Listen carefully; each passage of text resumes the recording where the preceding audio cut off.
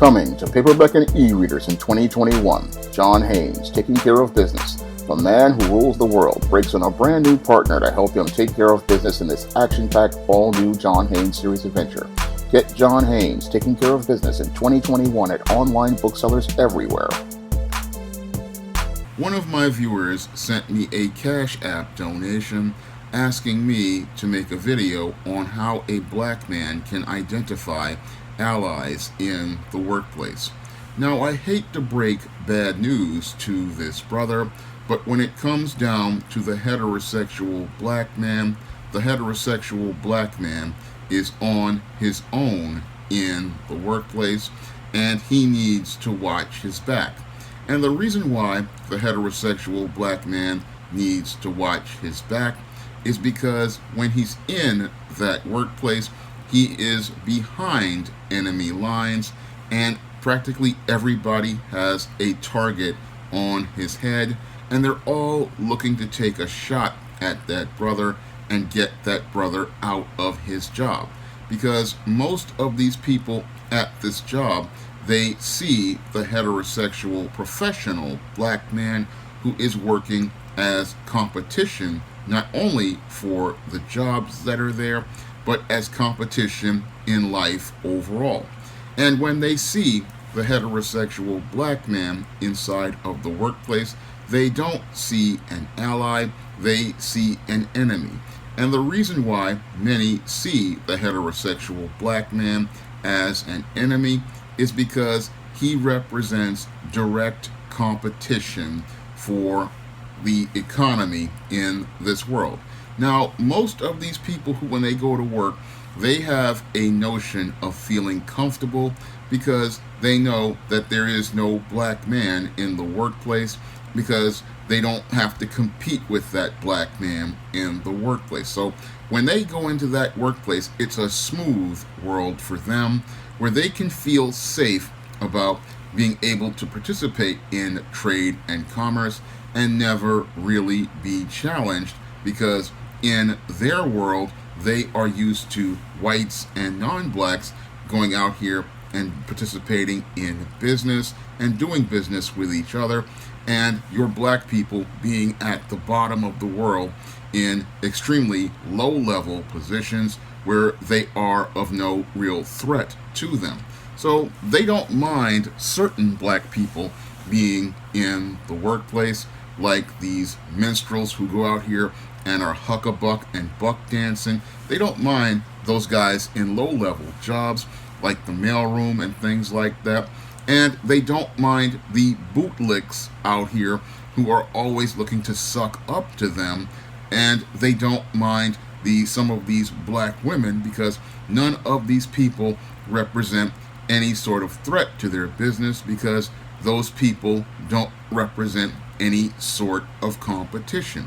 But a heterosexual black man, when he enters the office, he is considered a threat from minute one.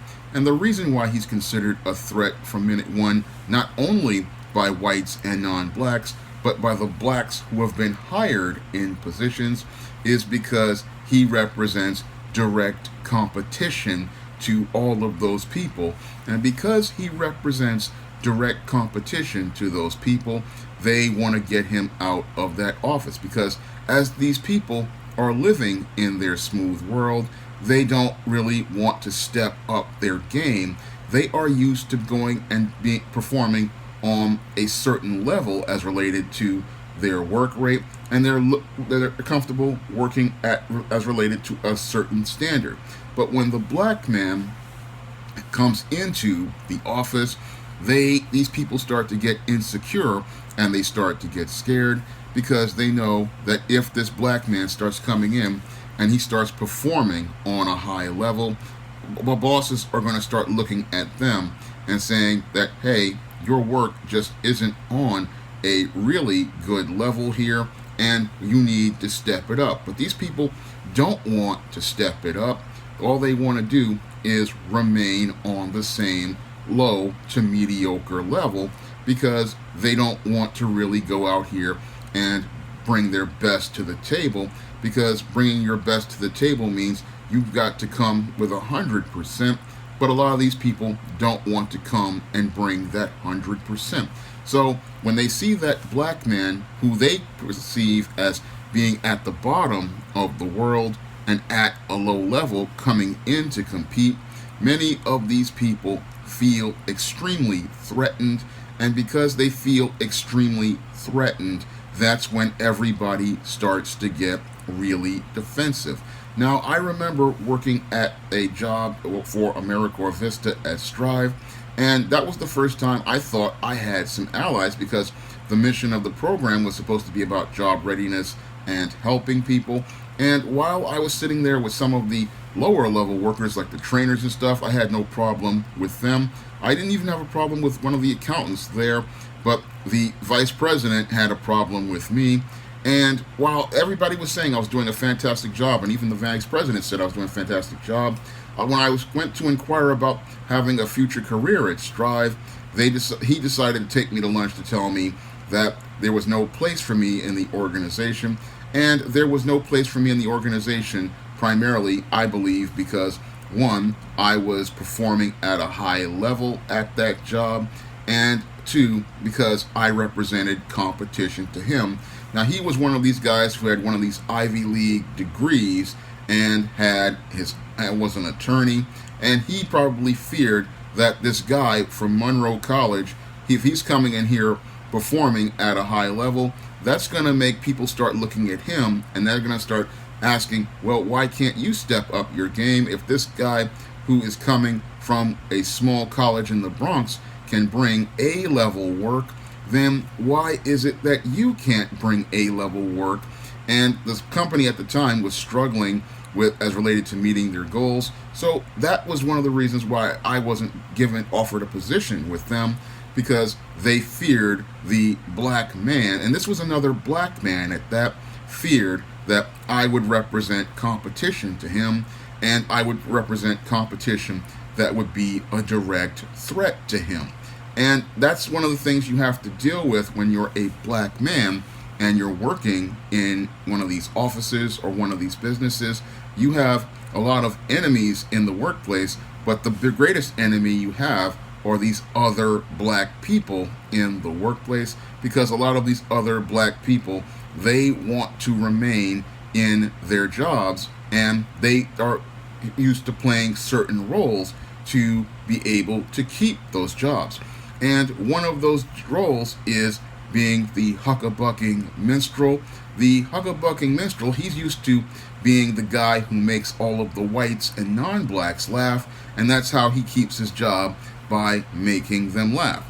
Now, another guy who likes to come in is the workplace simp, and this is a guy who comes in, he'll come in with the big degrees and the big job, and he'll have a job there, and what he will do is go out here and use his attachments to keep his job, expensive suits, expensive clothes, and these guys will sit there and be talking about women and sneakers and stuff, and that's how they keep their job, because they make the other people in the company feel adequate, because they know that he's not going to compete with them.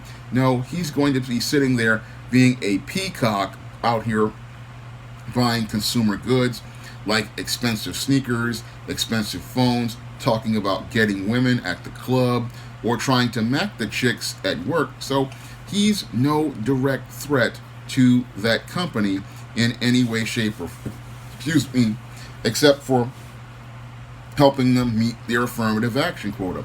Now, when it comes down to the black females, they're just as bad, and a lot of them don't really want you there, because some of them, one, are lusting after the white men in the office, and two, there are black women out there who just want to be what they call the workplace mammy. And I did a whole video on the workplace mammy. They want to go out here and take care of the people in that workplace. And you can really, again, expect no support from the black females at work or the black males at work. But the black females at work, they will work behind the scenes to get you fired. And I ran into that at the City College of New York back in 2008, when I ran into this pro-black Back to Africa woman who put up this facade of being pro-black, but in actuality was just a workplace mammy who was out to bootlick and brown nose the white male librarians at that library. And one day I came in, and after this performance evaluation where this guy said, "Oh, I'm looking for somebody with a sales and customer service background," and a couple of weeks after that, I was at the desk looking down at the counter, and this guy comes in and accuses me of sleeping even though I was standing up. And this woman goes right along with him. And that encounter, again, cost me a very good civil service job.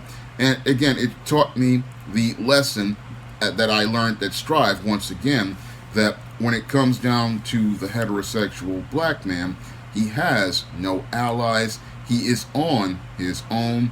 He is behind enemy lines, and he has to watch his back, and he has to watch what he says in that workplace, because these people, they are looking for any reason to get rid of you, and they are looking for any excuse to get rid of you. And because they are looking for any reason, no matter how minuscule, obscure, or even simple, they're looking for any reason or any excuse to get you out of the workplace, because they want to go back to having that fiefdom called a smooth world.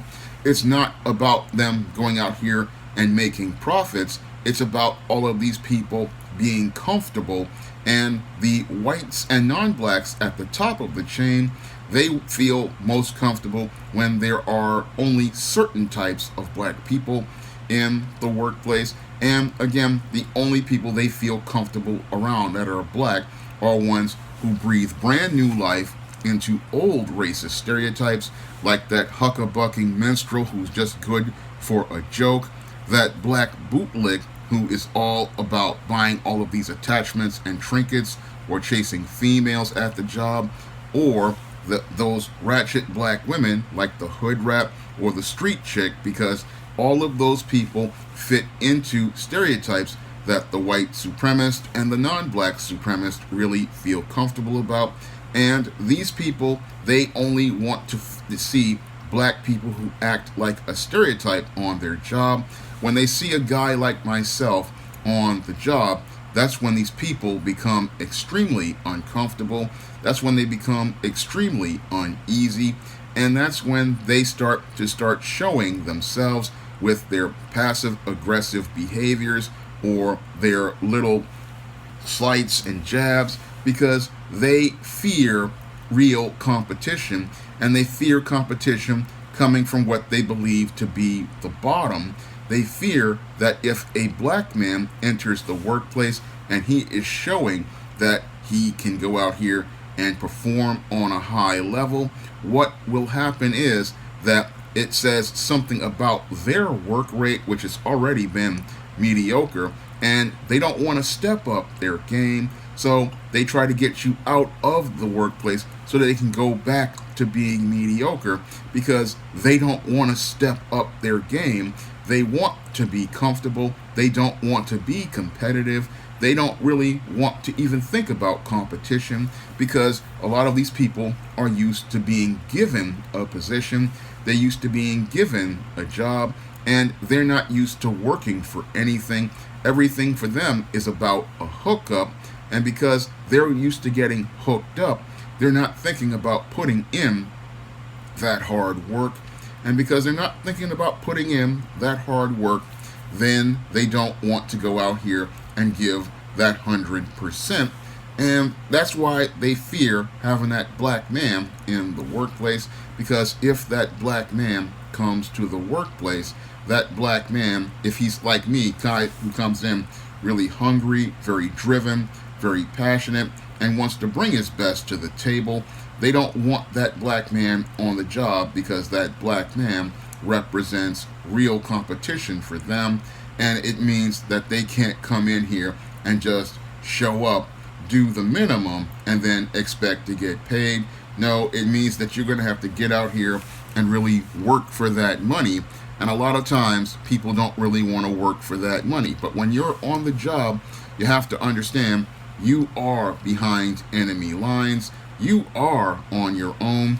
And like I said in my novel, A Recipe for Success, ain't no friends in business, you are on your own. Now, if you want to request a video from me, you can also donate to the Cash App like this brother did by clicking the link in the description box, or you can request a video by dropping a donation to the Patreon or the PayPal by sending me an email to sjsdirectamerica@gmail.com. And if you want to learn more about how to avoid workplace predators in the workplace, you can pick up my book, Stop Simping in the Workplace. That's all I have to say for this video. You can comment, rate, and subscribe. Coming to paperback and e-readers this April, Isis: Revenge of the Cyber Goddess. The goddess next door must take on the threat of a deadly digital diva driven to destroy the world in this action-packed all-new Isis series adventure. Get Isis: Revenge of the Cyber Goddess in paperback and e-readers this April.